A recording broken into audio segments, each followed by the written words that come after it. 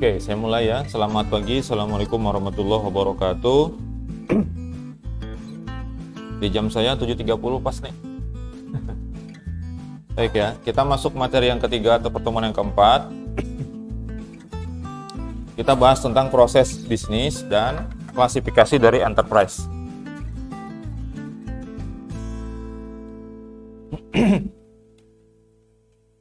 Yang kita bahas tentang bisnis, proses bisnis, transformasi digital, dan klasifikasi enterprise. Mungkin yang berkaitan dengan bisnis tuh sudah pernah dapat mata kuliahnya ya? Apa? Kecerdasan bisnis ada nggak? Perencanaan bisnis ada? Kapan? Semester 1? Oh, mungkin. Karena peminatan itu semesternya baru semester 5. Baru semester 5 peminatan. Ya, oke lah, nggak apa-apa ya. Kalau sudah, ini ada pengulangan. Kalau belum ya syukur gitu kan. Ya. Kita sudah lihat kemarin di pertemuan sebelumnya ya, konsep dasar dari ERP itu ada bagian front end seperti ini. Ini ya, ini bagian depan. Ini yang berhubungan dengan pelanggan atau customer ya. Terus di bagian sebelah kanannya ini yang berhubungan dengan pihak dalam. Ya. Ada supplier di situ. Disebut dengan back end ya. Nah, semuanya itu terintegrasi menjadi satu dalam sebuah sistem. Jadi kalau bicaranya ERP, maka erat kaitannya dengan sistem gitu ya. Nah, yang dikelola di situ kita juga sudah tahu semuanya apa ya. Di pertemuan sebelumnya sudah dijelaskan ada SDM, yang di dalam organisasi itu ada 6M. Masih ingat nggak itu?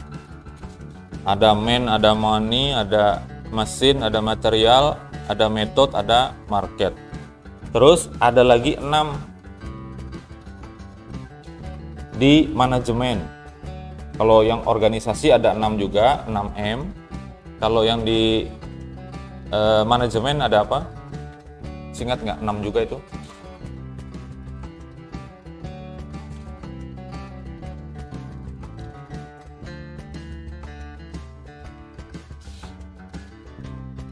Oke ya, ini konsep dasarnya. Kemudian semuanya yang diproses di dalam itu adalah berkaitan dengan bisnis, apapun itu. Termasuk transaksinya, termasuk proses penjualannya, dan seterusnya ya. Itu bisnis.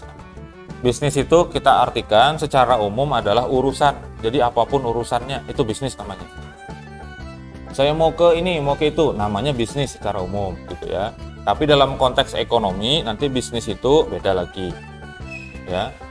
Nah, bisnis diartikan oleh beberapa orang ya sebagai kegiatan atau usaha yang dilakukan oleh perorangan atau kelompok. Nah, ini secara umumnya ya. Jadi, kegiatan atau usaha yang dilakukan seseorang atau kelompok itu namanya bisnis.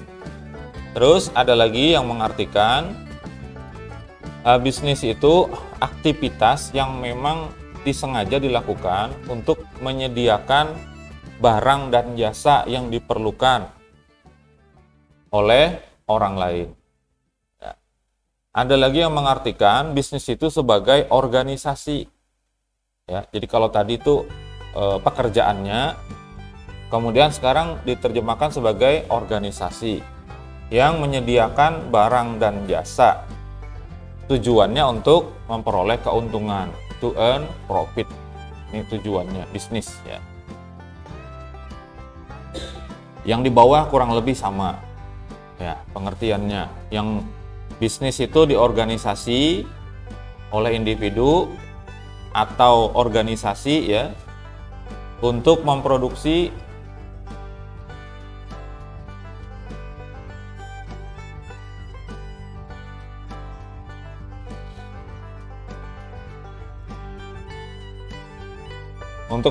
sesuatu, kemudian menjualnya dan menghasilkan keuntungan, profit ya. Nah, seperti itu. Dalam rangka apa? Dalam rangka memuaskan kebutuhan pelanggan. Jadi orang maunya apa disediakan, nah itu disebut dengan bisnis. Ya. Fungsinya bisnis apa? Fungsinya bisnis adalah menciptakan nilai atau kegunaan suatu produk. Produk itu bisa barang, bisa jasa. Ya. Yang sebelumnya kurang bernilai, setelah diubah atau diolah menjadi bernilai dan dapat memenuhi kebutuhan konsumen. Ada barang itu yang belum ada nilainya, ya, atau ada nilainya dari sisi tertentu. Misalnya saja batang pohon itu belum ada nilai apa-apa, walaupun batang pohon sendiri itu punya nilai gitu ya, tapi belum ada nilai lebihnya kecuali setelah dipotong, dijadikan kayu balok, ya. Terus balok itu masih belum bernilai juga, nilainya masih kecil kalau dibandingkan dengan produk olahan dari kayu tersebut, misalnya jadi meja, kursi dan sebagainya, lemari dan seterusnya, ya. Nah, seperti itu. Fungsi bisnis adalah mengubah apa? Setidaknya mengubah 4 ini. Ya, pertama mengubah bentuk. Yang semula bentuknya kayu gelondongan berubah menjadi meja, kursi dan seterusnya dan barang-barang lainnya. Ya, namanya disebut dengan produksi, mengubah bentuk. Ya. Kemudian mengubah tempatnya. Asalnya di hutan menjadi di kota. Ya, atau dari pabrik menjadi ke tempat konsumen. Namanya ngubah bentuk. Ya, ngubah tempat. Disebut dengan istilahnya adalah distribusi. Kemudian ada posesif, ya. Posesif ini kepemilikan yang semula dimiliki oleh pabrik, oleh perusahaan menjadi milik pribadi. Menjadi milik pribadi berarti pindah kepemilikan, berubah yang punya. Ya, penjualan namanya. Kemudian dari sisi waktunya, ya, yang dimaksud dengan waktu di sini adalah mengubah waktu gunanya. Yang asalnya belum ada gunanya walaupun bernilai, tapi setelah dipasarkan baru ada gunanya, baru ada manfaatnya itu barang, ya. Nah, ini maksudnya adalah time utility. 4 ini adalah fungsi utama dari bisnis. Semuanya ini diproses di dalam enterprise system. Kalau perusahaannya bentuknya besar, kalau kecil bentuknya bisa skalanya skala kecil. Ya, jadi ada perusahaan itu, organisasi bisnis itu ada organisasi skala kecil, menengah, besar kayak gitu. Ya, ada juga yang sangat besar karena dia punya cabang-cabang di mana-mana. Nah, yang dikelola juga di dalam ERP sistem itu adalah komunikasi. Ya. Jadi komunikasinya secara tidak disadari bisa jadi berkomunikasinya, ya. Kalau secara lisan itu komunikasi verbal langsung, atau misalnya lewat chat WA dan seterusnya, lewat email itu komunikasi secara langsung. Tapi ada komunikasi yang tidak langsung, yaitu berupa apa? Yang saya jelaskan sebelumnya. Dalam sistem itu kita bisa tahu atau bisa merequest, meminta data tertentu dari unit lain, dari departemen lain. Ya, proses permintaan itu disebut dengan komunikasi. Ya, jaringan komputer sudah belajar belum? Sudah, ya. Ada diajarkan TCP/IP itu, TCP, IP, TCP/IP. Ada berapa layer dalam jaringan? Ada 6. Itu semua buat komunikasi. Ya, ada layer itu lapisan. Ya, kita itu nggak lihat karena kabel aja. Ada yang bahkan wireless tanpa kabel. Tapi di situ ada yang lalu lalang di sini. Seandainya kita bisa melihat sinyal itu mungkin seliweran aja di sini. Ya. Nah, itu untuk komunikasi. Pada saat kita minta data laporan, misalnya pada saat klik itu terjadi komunikasi, ya. Nah, seperti itu. Komunikasinya ada 3 macam, yaitu pertama komunikasi vertikal. Ini dari level bawah ke atas, ya, berdasarkan hierarkinya, berdasarkan susunan organisasi, ya. Kemudian ada yang horizontal. Horizontal ini levelnya sama, misalnya pimpinan sama-sama pimpinan, anak buahnya sama anak buah, misalnya. kabit, kabaknya sama-sama levelnya kayak gitu. Kalau di pemerintahan tuh ada eselon namanya. Ada eselon 2. Nah, kalau dia sama-sama eselon 2 berarti horizontal. Kalau dia ke atasnya berarti vertikal. Ada yang diagonal. Diagonal itu lintas. Bisa lintas departemen. Kita berkomunikasinya yang bawahan dari lembaga unit lain itu berkomunikasi dengan pimpinan di unit yang lainnya lagi, bisa terjadi seperti itu. Namanya komunikasi diagonal. Komunikasinya menyilang. Ya, kalau digambarkan seperti ini. Ya. Kalau ke atas atau ke bawah itu vertikal, kalau ke kanan kiri namanya horizontal, kalau dia diagonal ke atas atau ke bawah tapi beda unit. Namanya diagonal. Seperti itu. Yang tidak terhubung langsung. Intinya di situ kata kuncinya ya. Nah, kalau kita lihat kemarin seperti ini prosesnya. Ya, di database itu terkumpul semuanya di sini, komunikasinya komunikasi by sistem menggunakan perintah kode program ya. Pada saat diklik print misalnya, pada saat itu tuh sedang berkomunikasi dengan database. Seperti itu. Ya. Yang departemen lain misalnya, ya bisa dia mengakses data penjualan dan seterusnya melalui apa? Melalui sistem. Nah, terjadi komunikasi di situ walaupun nggak usah ngomong. Nggak usah ngomong, saya minta laporan dong misalnya gitu, nggak usah. Cukup cari aja di situ sama dan kita berkomunikasi. Seperti itu ya.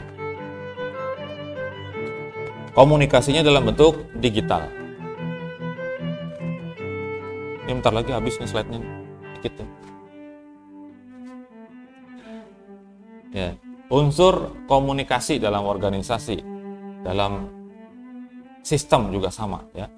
Harus ada tujuan ketika berkomunikasi. Kalau nggak ada tujuan, ngapain berkomunikasi? Ya. Kemudian terjadi pertukaran di situ. Bahasanya yang satu bicara, yang satu nanggapi. Kalau di sistem itu pasti ada. Pada saat kita klik, kalau ada datanya dia kasih, kalau enggak biasanya dia munculkan pesan tidak ada data dan seterusnya. Gitu ya. Nah, ada gagasan, ada ide ya, atau opini, pendapat, atau informasi, atau instruksi, perintah ya. Ada larangan, aturan, tata tertib dan seterusnya itu di dalam organisasi pada saat berkomunikasi.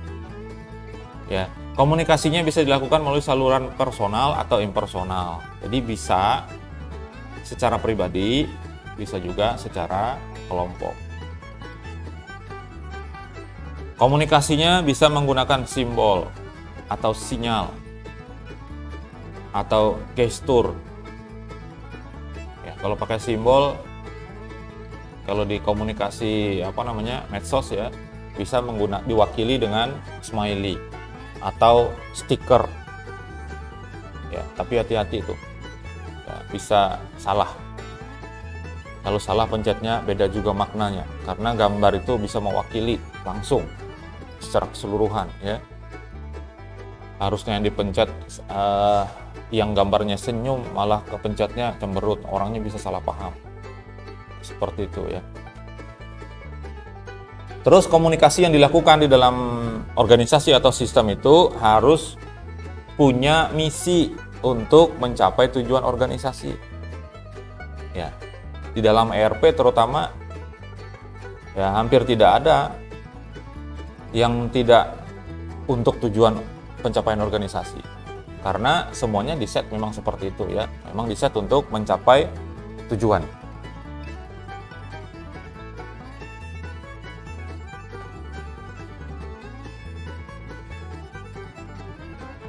Kemarin organisasi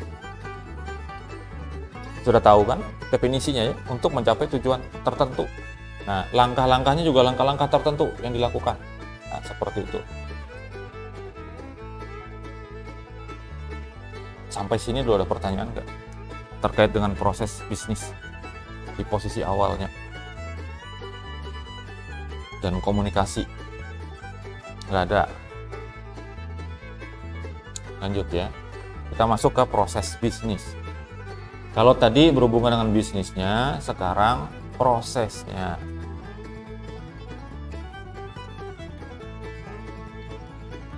Kalau prosesnya adalah kumpulan aktivitas atau pekerjaan. Nah, perlu garis bawahi ya. Terstruktur, saling terkait untuk menyelesaikan suatu masalah tertentu atau menghasilkan produk atau layanan tertentu juga. Jadi kumpulan aktivitas atau pekerjaan ini terstruktur. Kalau terstruktur berarti ada urutannya, ada langkah-langkahnya, ada caranya, ada prosedurnya, ada SOP lah bahasanya ya. Ada standar operasional prosedur. Dan saling ada keterkaitan di masing-masing aktivitas itu. Jadi kalau kembali ke gambar yang tadi, gambar komunikasi tadi, ada keterkaitan antara sales department dengan HRD, antara purchasing dengan inventory dan seterusnya, itu ada keterkaitan.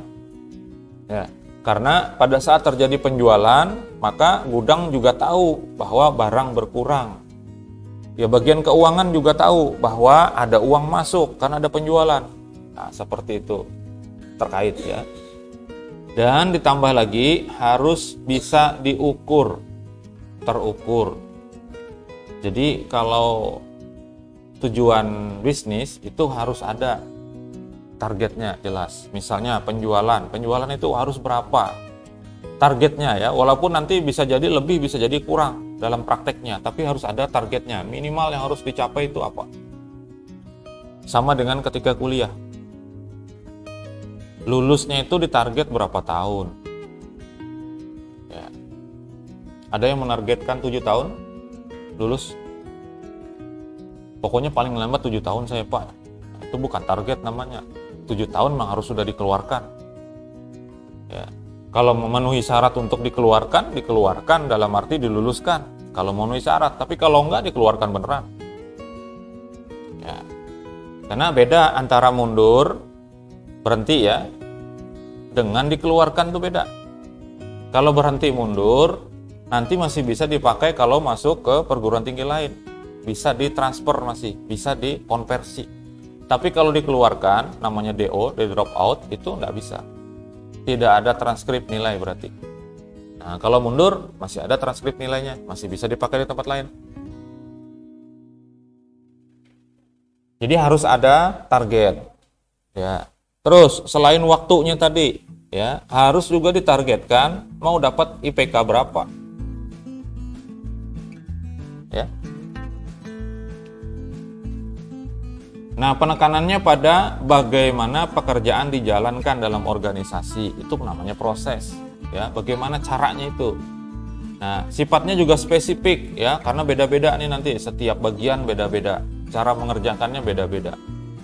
Bahkan laporan misalnya, laporan penjualan dengan laporan stok barang itu berbeda. Gitu ya. Kita yang paling mudah lah untuk contohnya adalah penjualan pabrik itu pasti beli apa? Beli bahan baku. Ada juga yang beli langsung bahan mentahnya, kemudian diolah di pabriknya, kemudian dijual ya. Ada yang menjual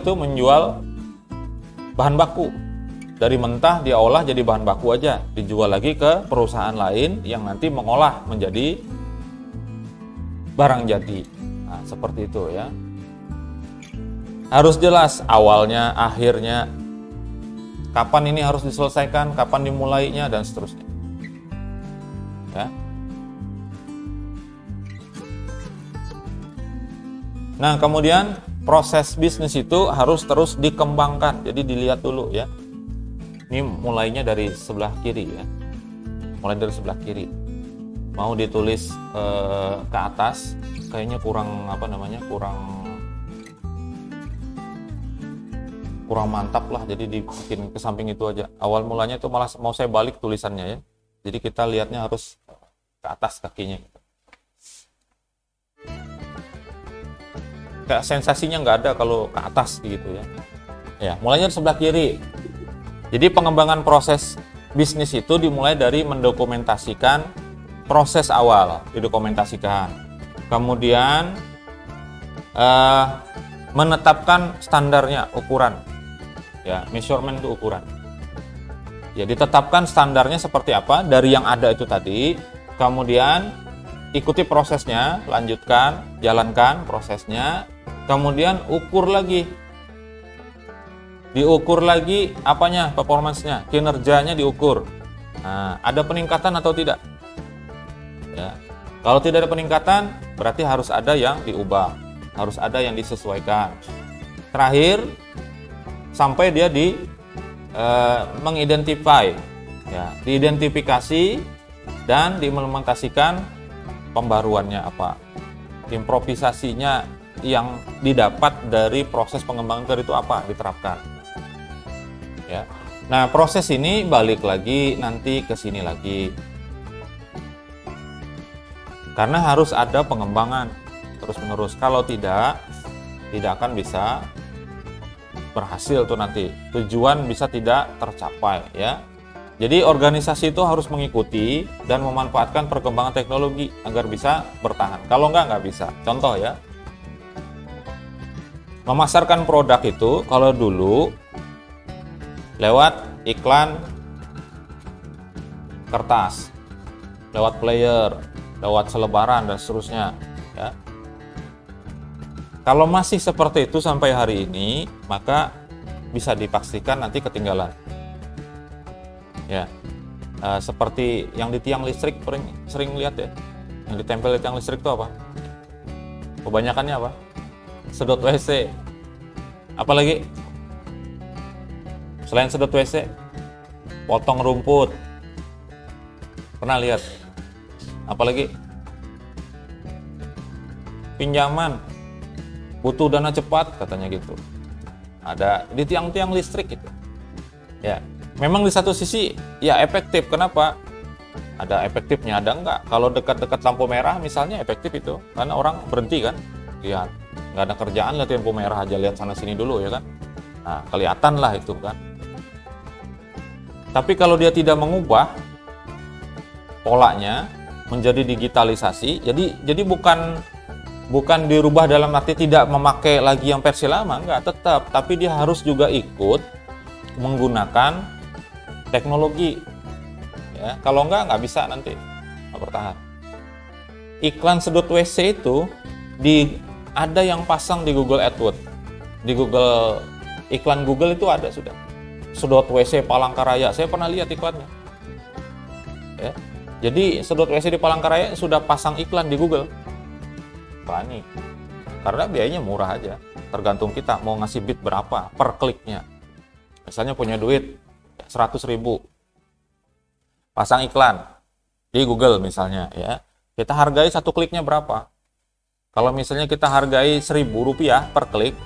Nah, karena nanti iklan itu akan ditayangkan di rekan kerjanya Google. Ya, namanya AdSense Publisher.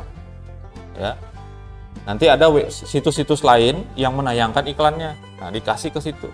Kalau ada yang ngeklik satu, maka depositnya berkurang 1.000. 1.000 itu nanti 60% masuk untuk yang nayangkan iklan di websitenya dia, yang 40% masuk ke Google. Makanya Google itu nggak pernah rugi. Orang pasang iklan, nggak usah jauh-jauh, itu kan 60-40 ya. Ibaratnya 90% untuk orang yang menayangkan, 10% aja dia dapat, tetap nggak rugi. Jadi bangkrutnya itu mungkin kalau servernya karena gempa bumi semua mungkin baru. Ya, rontok semuanya, hancur gedung-gedungnya, nah mungkin baru. Ya, semuanya ya, karena dia punya distribusi. Sistemnya terdistribusi, jadi bukan hanya di Amerika sana, di Indonesia juga ada server dia. Kalau mati yang di Amerika sana, masih hidup yang di sini. Itu ya, bangkrutnya itu kecuali semuanya hancur. Gitu ya. Jadi nggak akan pernah rugi. Kalau kita tidak mengikuti perkembangan teknologi, sulit nanti bertahannya. Nah, contohnya ya, kalau kita jalan ke pasar besar sana, itu ada Citra Raya itu barangnya banyak banget itu. Saya jalan-jalan di situ lewat, ya kan, mau ke pelabuhan, itu lewat di situ, barangnya banyak banget. Saya lihat sepi. Yang penuh itu tempat parkirnya aja. Orangnya pada kemana? Nggak tahu saya. Orangnya mungkin ke Balaurannya, pasar Belauran. parkirnya di situ mungkin ya. Itu kalau dia tidak iklankan barangnya, tokonya secara digital, ketinggalan, tutup. Ya, apalagi sekarang sudah diwanti-wanti oleh ahli ekonomi berkaitan dengan pasar yang ada di dalam media sosial. Di TikTok Shop itu dikhawatirkan banget. Kenapa? Nggak usah jauh-jauh ke TikTok, itu kan baru ya. Yang udah lama lah, Shopee. Itu barangnya langsung dari Cina datang. Nggak lewat pajak, nggak lewat cukai, langsung. Nah, itu bisa mematikan produk yang ada di dalam negeri. Harganya murah lagi. Ya. Makanya ada ahli ekonomi yang mengatakan pemerintah harus membuat regulasi terkait dengan itu, membuat aturan. Nggak boleh seenaknya begitu. Ya. Dulu awalnya sebelum COVID itu WeChat sama mereka bertransaksinya menggunakan WeChat. Ya, ada semacam poin di situ. Ya, kalau di kita sekarang itu bisa menggunakan saldo di dalam marketplace kita, misalnya entah pakai Dana, pakai Oppo, pakai GoPay dan seterusnya. Nah, mereka punya sendiri. Itu kejadian di Bali ya. Pada saat di Bali itu mereka belanja di toko yang menyediakan WeChat sendiri. Jadi uangnya itu nggak lewat kita, langsung lewat mereka aja. Nah, seperti itu. Ya, itulah perkembangan ya. Jadi kalau tidak mengikuti perkembangan teknologi, sulit nanti untuk bertahan. Sama kayak kalian itu harus bikin branding. Ya, tapi yang ada nilainya. Jangan jalan-jalan kemana-mana dipublikasikan terus gitu. Tapi buat diri nggak ada manfaatnya apa? Ya, susah. Ya, ketika mengupload sesuatu kadang-kadang yang dicari itu bukan bagaimana bisa kembali begitu ya apa yang kita keluarkan, tetapi hanya yang dicari itu hanya like, hanya komen orang, ya, hanya seperti itu yang dicari. Ya, singkatnya aja lah, HP kalian ini kan levelnya level menengah ke atas. Nah, pertanyaan saya tuh gini, bisa menghasilkan apa dengan HP itu? Terutama HP yang mahal, di atas 2 jutaan lah. Misalnya, itu beli itu kemarin tujuannya buat apa? Kalau hanya berkomunikasi aja, kayak punya saya cukup, nggak sampai 2 juta. Ada yang 1 juta kan? Cukup kalau hanya komunikasi, install WA bisa dan yang lain-lain bisa. Nah, pada saat beli itu loh, beli iPhone misalnya, apa tujuannya? Sampai puluhan juta, itu tuh buat apa gitu? Apa nilai bisnisnya ketika kita punya itu? Harus mikir. Ya, kalau nggak ada, jual aja lah sekarang. Beli yang biasa aja. Ya, saya kalau nggak karena kebutuhan, nggak akan ganti. Nah, saya terpaksa ganti. Kenapa? Karena ada aplikasi bank ya, yang saya pakai buat gaji di sini itu minta update. Begitu di-update malah nggak bisa jalan di HP saya. Karena apa? Karena versi Android-nya versi di bawah, rendah. Oh, nggak mau akhirnya beli lagi. Belinya juga nggak bisa yang kayak sebelumnya. Nah, sebelumnya mereknya Samsung. Nah, sekarang nggak bisa beli itu. Sekarang saya mikir lagi, buat apa? Fungsi yang penting itu apa kita gunakan? Saya masih mikir, nih HP saya ini bisa menghasilkan uang apa enggak? Harusnya bisa nih nanti. Kayak gitu.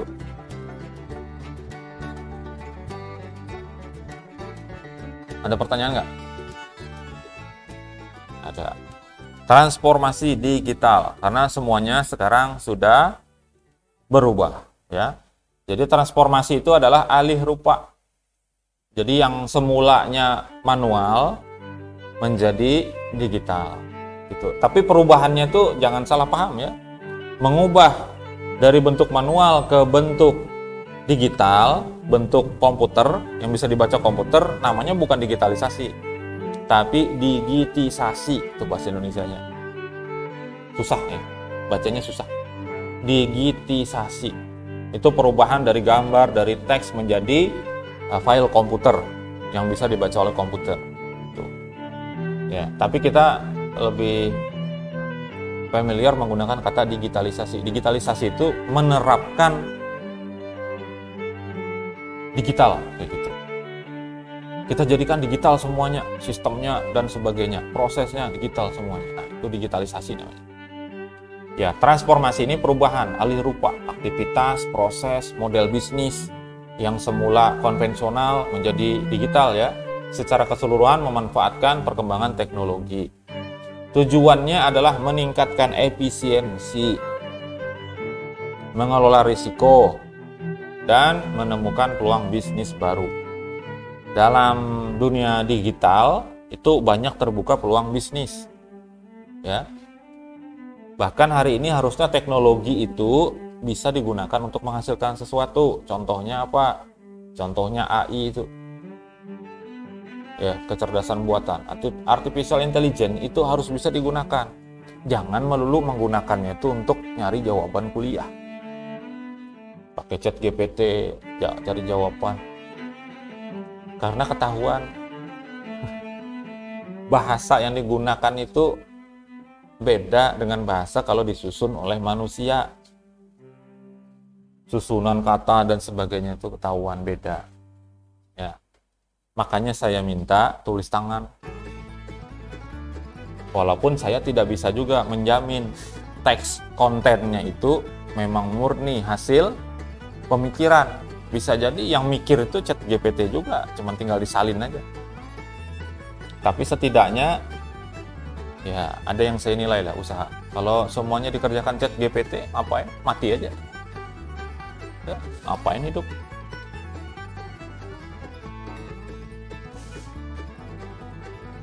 Nah, seolah-olah nggak ada gunanya hidup jadinya. Semuanya disuruh GPT, ya kan? Nah, kita juga harus paham dunia robot semakin maju, ya. Bahkan robotnya sekarang gerakannya itu sudah nggak kaku lagi. Ya, halus sudah gerakannya, bahkan kulitnya pun nggak bisa keriput. Nah, kita kan bisa tua, robot nggak bisa tua. Ya.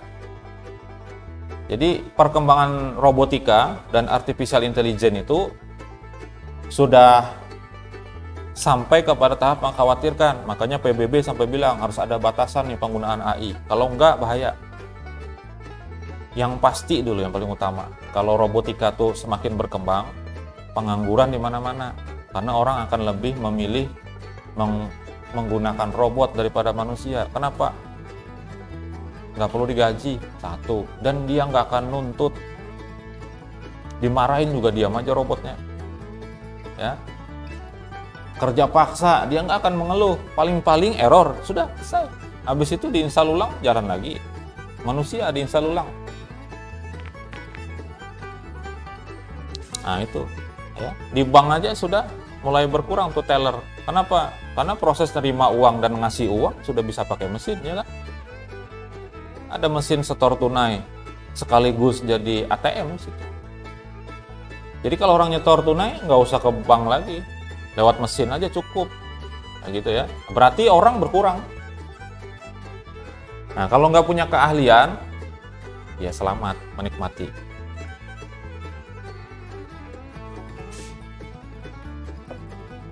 Sama kayak lagu di itu apa di video shot sering tuh, tidurlah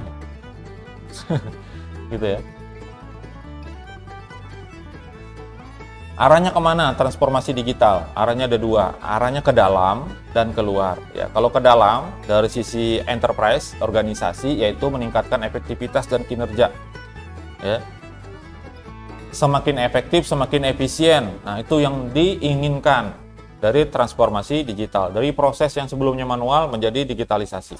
Itu yang diinginkan adalah efektivitas dan efisiensi. Karena kalau dia efektif dan efisien, kinerjanya pasti naik. Ya, itu ke dalam. Kemudian keluar, itu adalah untuk meningkatkan layanan. Ya. Nanti juga customer service bisa jadi nggak ada. Kenapa? Diwakili oleh chat robot. Dulu sebelum ramai chat GPT itu ada di Telegram. Pernah pakai nggak botnya Telegram itu? Saya lupa namanya siapa itu. Nama botnya itu. Itu malah lebih bisa. Saya install chat GPT nih di HP saya. Saya tanya, siapa pemilik website ini? Nggak tahu dia. Saya tidak di-set untuk itu katanya. Ya. Tapi pakai yang di Telegram, udah lama itu bertahun-tahun. Di Telegram itu tahu dia siapa yang punya, ini didaftarkan ke sama siapa, ngerti. Telegram. Mungkin yang chat GPT itu dibatasi, mungkin untuk versi berbayar kali yang itu ya. Karena chat GPT kan ada 2 versi itu. Ada yang gratis, ada yang bayar. Ya, jadi kalau yang eksternal itu untuk meningkatkan efektivitas pelayanan. Hari gini kalau bertanya sesuatu bisa pakai chat WA, ya kan? Yang jawab mesin robot. Saya pakai tuh buat ngecek tagihan internet, tagihan bulan ini berapa kayak gitu. Ya, yang jawab robot, ya program. Ketik menu, muncullah menu, pilih yang mana kayak gitu. Udah sudah disediain semua, nggak ditanya. Kecuali ada hal-hal yang tidak terjawab di situ, baru kontak langsung. Ya, kedepannya nanti semuanya itu di set di dalam aplikasi, nggak perlu ada orang lagi, gitu ya. Nah, yang ditransformasikan apa? Yang diubah itu apa? Nih minggu kemarin, 4 modul utama yang ada di ERP sistem, yang ada di ERP. Ada keuangan, ada SDM ini ya, sumber daya manusia, kemudian ada proses dan material ada di sini semuanya, kemudian penjualan, pemasaran ada di sini semuanya. Semua ini ditransformasi, diubah, diintegrasikan sehingga jadinya seperti ini tadi dalam sebuah sistem saja. Itu transformasi namanya, lain transformer. Saya sampai hari ini masih belum bisa menemukan jawaban. Transformer itu yang terutama yang warna kuning tuh. Kalau yang trailer kan memang besar. Yang warna kuning tuh siapa namanya? Nah, temenannya kan sama manusia, ya kan? Ukurannya itu loh yang nggak masuk akal. Ketika ada jadi robot itu membesar dari mana? Bengkaknya itu. Kalau kalian mungkin kalau nonton ramenya aja. Tuh, nggak memperhatikan bagian mana yang mungkin, bagaimana yang tidak.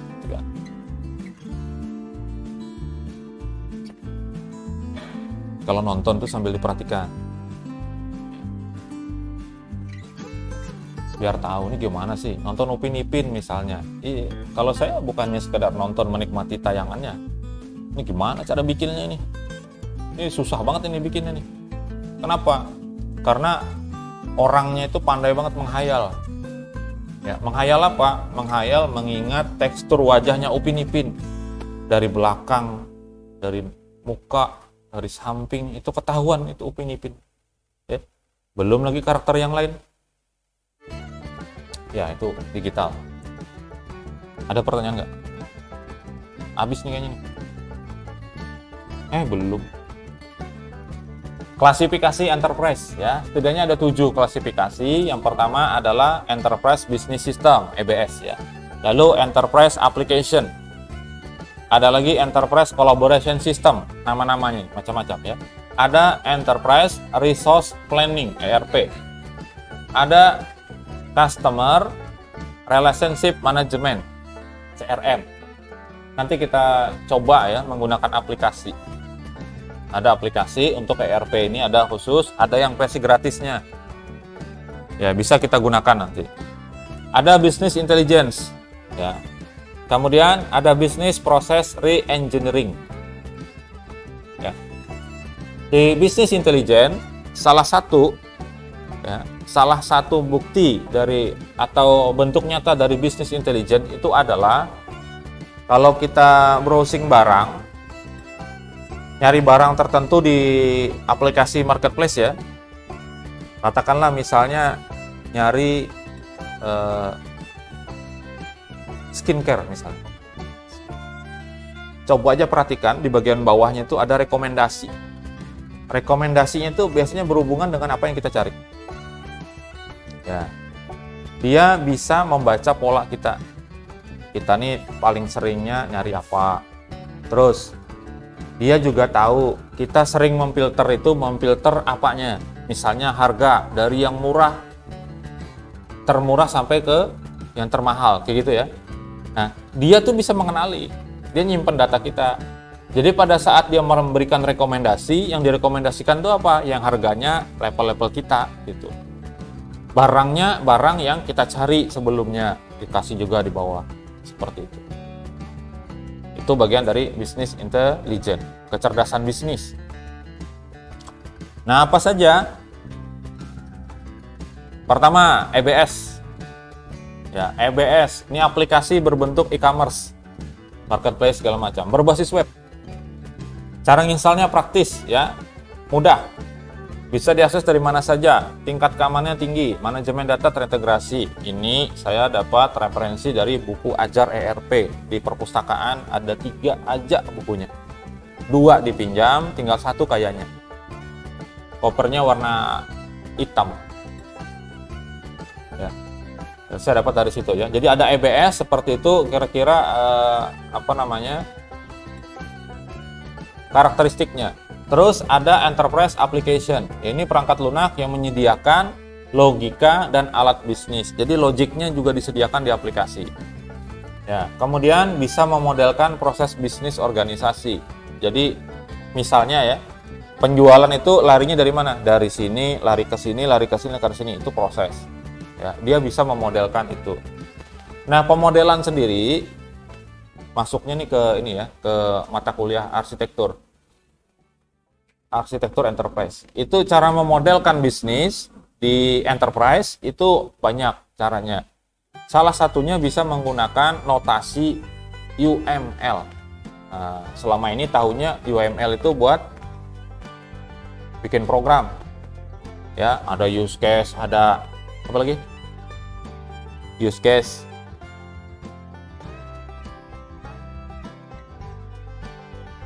Apalagi selain use case? Wah, nanti saya kasih tugas saja. Ya.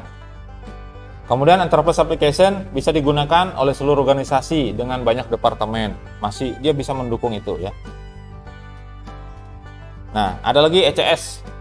Ya, Enterprise Collaboration System. Ini termasuk jenis sistem informasi. Kombinasi groupware. Ini berbagai macam software di situ. Kemudian ada alat dan jaringan untuk mendukung komunikasi. Ya, sebetulnya semuanya ini 7 macam tadi klasifikasi enterprise intinya adalah sama, enterprise system. Ya, tetapi ya nggak tahu ya, para ahli itu membagi-bagi itu sesuai dengan keunikannya kayaknya. Kemudian pengelolaan tugas individu di masing-masing departemen bisa dilakukan seperti itu. Jadi kegiatan-kegiatan yang sifatnya individual bisa difasilitasi di dalam ECS. Nah, kemudian ERP. ERP ini menyatukan banyak proses dan dia mengalirkan data. Tadi ada sebuah database system, database manajemen sistemnya, yang dari situ data dialirkan ke semua stakeholder istilahnya ya, ke semua unit yang membutuhkan. Mengumpulkan data transaksional. Nah itu kenapa? Karena di ERP itu yang namanya sumber daya, resource, itu mesti ada sumbernya, kemudian nanti akan didistribusikan, berarti ada transaksi. Bisa mengintegrasikan perencanaan, pembelian, penjualan, pemasaran, dan lain-lain di dalam ERP. Walaupun namanya ERP, ya Enterprise Resource, sumber daya, tapi di dalamnya kumpul semuanya. Keuangannya ada di situ, ya. Kalau uangnya jadi sumber daya, money kan.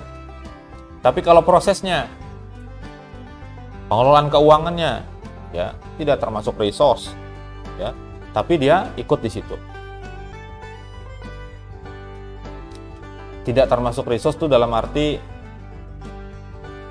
pengelolaannya ya. Tapi kalau cara mengelolanya masuk di dalam metode, dalam prosesnya. Proses bisnis berarti masuk juga di sumber daya. Ada CRM, Customer Relationship Management. Nah, ini pengelolaan interaksi antara pelanggan dengan perusahaan.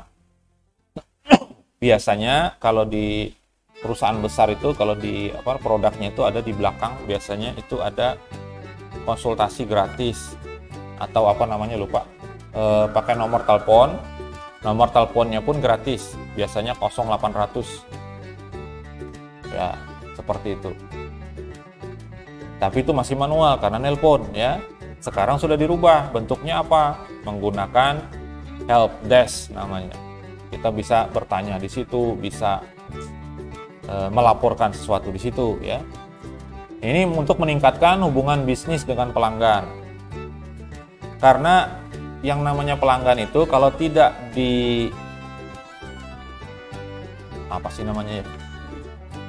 kita punya pelanggan, kalau kita tidak ajak dia komunikasi lebih lanjut, biasanya akan hilang. Ya. Jadi perlu untuk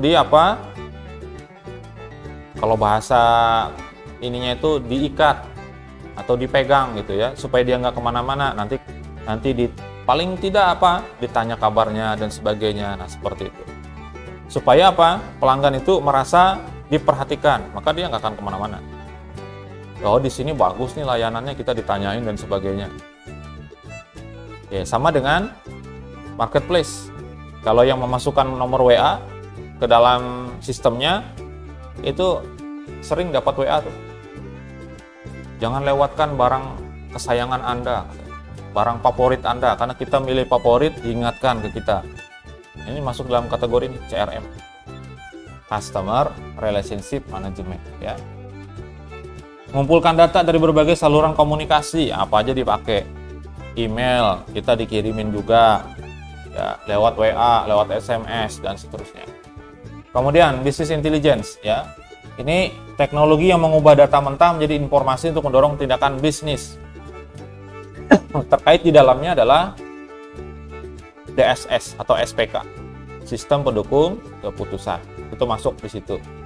Jadi sistem pendukung keputusan itu dia hanya memberikan support saja, tidak langsung memilih. Jadi dikasih pilihan. Menurut saya, katanya begitu. Yang bagus ini, tapi yang memutuskan tetap kita. Beda dengan robot nanti yang sudah menggunakan AI yang bisa diperbarui sendiri, dia bisa memutuskan sendiri. AI itu bisa belajar sendiri. Ini bahayanya. Ya. Kalau dia bisa belajar sendiri dan ada kecenderungan dia itu akan memperbaiki kesalahannya. Beda sama kita, manusia, nggak mau memperbaiki kesalahan. Ya, sudah tahu aja aturannya, tetap aja dilanggar. Ya, dan tetap minta kompensasi, minta dispensasi gitu ya. Paham nggak maksudnya? Kalau robot yang pakai AI, sesuatu itu salah, dia belajar. Nanti pada saat ada kejadian sama begitu, dia nggak akan lakukan lagi. Kalah kita sama robot. Ya. Mengumpulkan masa lalu, mengumpulkan data masa lalu. Ya. Untuk dibandingkan dengan data terkini. Ya, dari situ dia belajar. Kenapa? Karena base-nya itu dasarnya adalah SPK. Ada mata kuliah SPK ya? Semester berapa? Kemarin? Semester 4. Dasarnya SPK. SPK itu sumbernya, datanya dari mana? Masa lalu. Pembandingnya. Untuk memutuskan nanti ke depan gimana, bandingannya masa lalu. Ya. Apa aja metode yang dikasih kemarin? SAW, terus TOPSIS, apa lagi? AHP ada, FC, forward chaining, cari sendiri nanti. Kuliah namanya gitu. Ya.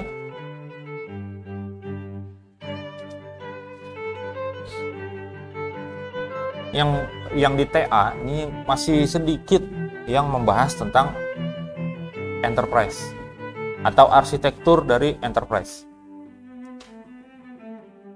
Seingat saya tuh baru satu yang sudah selesai. Yang kemarin ada yang masuk judul itu, ada satu juga yang berhubungan dengan enterprise. Sisanya analisis perancangan, nggak usah sampai segitu. Ya, cari aja di artikel di Google Scholar itu banyak. Kalau masuk di enterprise, di arsitektur nanti, ya kita bisa memodelkan bisa atau mengevaluasi sebuah perusahaan bisa dengan apa? Dengan framework. Ada TOGAF namanya, ada SAP, macam-macam, ya. Dan itu tidak harus semuanya. Saya sudah cari artikel-artikel yang berhubungan dengan arsitektur enterprise, ya. Itu kecil aja skalanya. Ya, sudah terbit itu di jurnal yang terakreditasi Sinta versi Indonesia. Ya, kalau sudah terakreditasi Sinta itu levelnya sudah tinggi dibandingkan dengan TA. Kalau TA belum dipublikasi, gitu ya. Ya, tapi kadang-kadang dosennya juga sih. Ya, nanti kalau masuk semester 6 tuh metodologi penelitian baru paham. Ya, kadang-kadang dosennya minta ini tambah ini. Bukan itu tujuan penelitian. Penelitian itu menyelesaikan masalah. Harus ada masalahnya apa? Dicoba diselesaikan, gitu ya. Nah, yang mengangkat enterprise ini masih jarang. Padahal peminatan enterprise masih jarang. Bisa pakai COBIT. Sudah belajar COBIT? Belum ya? Pieces sudah belajar? Analisis pieces ada nggak? Waduh, gimana sih?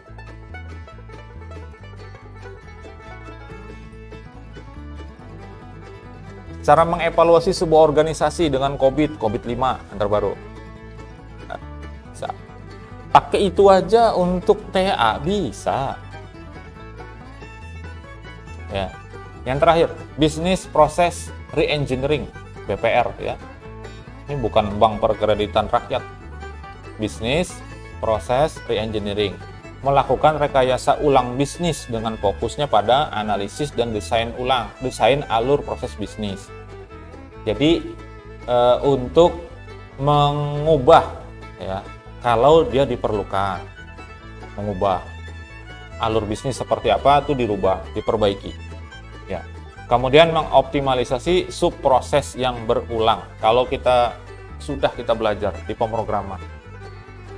Ya, konsep yang pernah saya sampaikan di PBO itu ada konsep reuse, ada reinvent.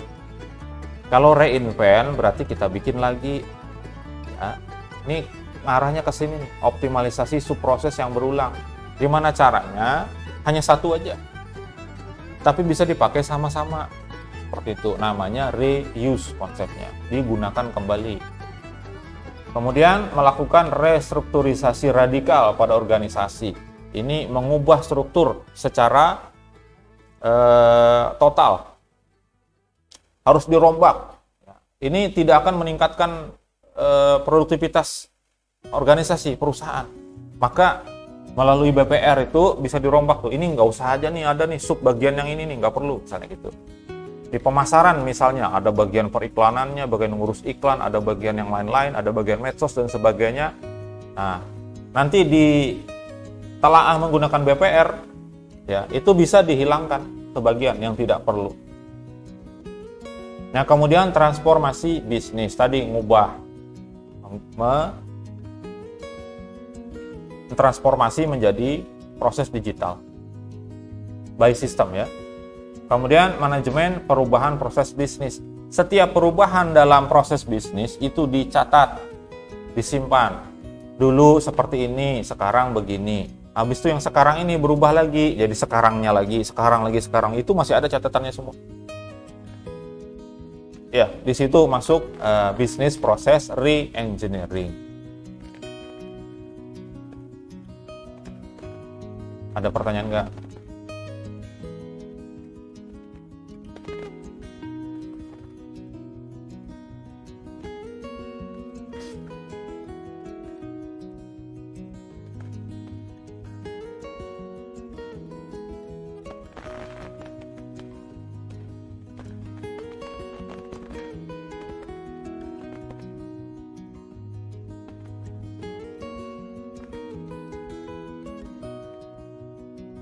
Sudah memikirkan bayang-bayangnya untuk TA?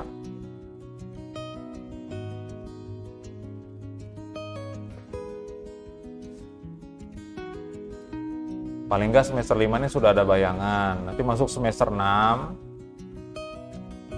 ya, sudah masuk ke cara penulisan di metodologi penelitian, kayak gitu. Untuk pendalamannya gitu, misalnya ini layak nggak untuk diangkat, kayak gitu, ya, itu di metodologi penelitian.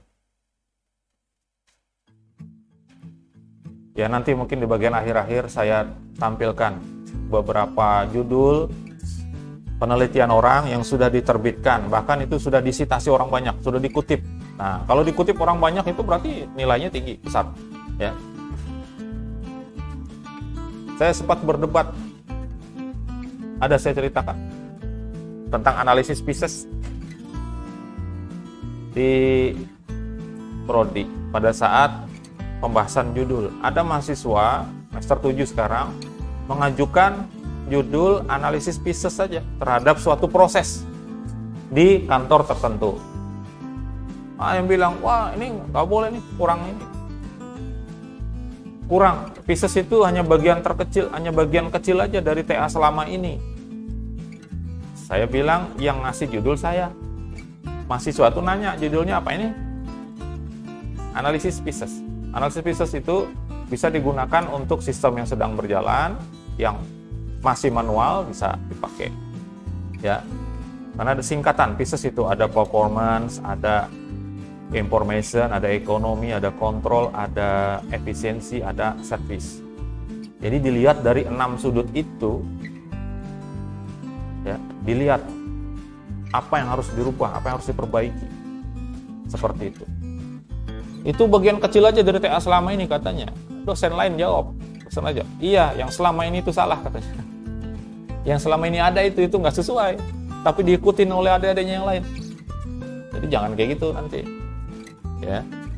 Karena apa? Saya berani ngasih judul seperti itu, pembimbingnya juga bukan saya, orang nanya aja ke saya, ya saya kasih ya ini gitu, ya. Karena saya sudah ngecek, banyak artikel yang seperti itu aja, itu terbit sudah, mahasiswa kita masa bikin ribet. Punya orang yang terbit itu di jurnal-jurnal itu, artikel itu sudah melalui tahap review. Nah, reviewnya ada yang double blind review. Blind review itu kita ngirim tulisan artikel, identitas kita dihapus, kirim ke orang. Jadi orang yang ngecek ini nggak tahu ini punya siapa. Dia ngecek sesuai dengan cara kerjanya jadinya. Karena apa? Karena kalau ada namanya itu nanti bisa ada konflik of interest. Kalau dia kenal, nggak usah terlalu banyak lah periksanya. Nah, kalau dia nggak tahu tulisan siapa, hajar aja. Tuh, walaupun kawannya, tapi kan dia nggak tahu. Nah, yang sudah terbit di jurnal-jurnal itu sudah melalui tahapan seperti itu, bahkan ada yang 2 kali. Reviewernya 2 orang. Yang nge-review bukan kaleng-kaleng. Orang gelarnya doktor. Yang nguji yang bilang enggak cocok. Level 2 baru, orang sudah level 3 gitu. Makanya saya berani ngasih judul-judul sini aja. Ya. Yang nulis itu juga mahasiswa, banyak kan. Mahasiswa tuh nulis, biasanya mahasiswa S2. Sebelum sidang tesis itu harus sudah publikasi artikel kayak gitu. Wah, itu sudah terbit loh, diperiksa oleh orang. Orangnya kita nggak kenal lagi, berarti kan objektif. Kalau kita kenal kan bisa kurang lebih. Nah, kalau sana nggak bisa. Ada yang profesor yang memeriksanya, diterima orang. Masa di kita yang levelnya bawah kok ditolak-tolak. Saya ngomong kayak gitu. Nah, diterima akhirnya judulnya. Cuma saya bilang jangan saya pembimbingnya, saya jadi penguji aja nanti. Biar yang lain. Ada pertanyaan nggak? Ya, nanti enterprise ya. Tentang enterprise, dicari aja banyak. Yang paling enak itu adalah kalau ngambil dari mata kuliah arsitektur. Di situ ada framework, Zachman, ada TOGAF, ada yang lain-lain. Ada SAP. Ya, itu kalau di arsitektur. Nah, kalau sudah nggak ada, cukup aja. Ya, rangkumannya ya. Dikirimkan. Tapi kayaknya belum saya buka. Nanti setelah ini baru saya buka linknya. Ya, kalau sudah tidak ada pertanyaan, saya cukupkan aja. Ya. Semoga ini bermanfaat. Terima kasih atas perhatian Anda semuanya. Mohon maaf kalau ada kesalahan, kekurangan ya. Kita ketemu di pertemuan selanjutnya. Selamat pagi. Assalamualaikum warahmatullahi wabarakatuh.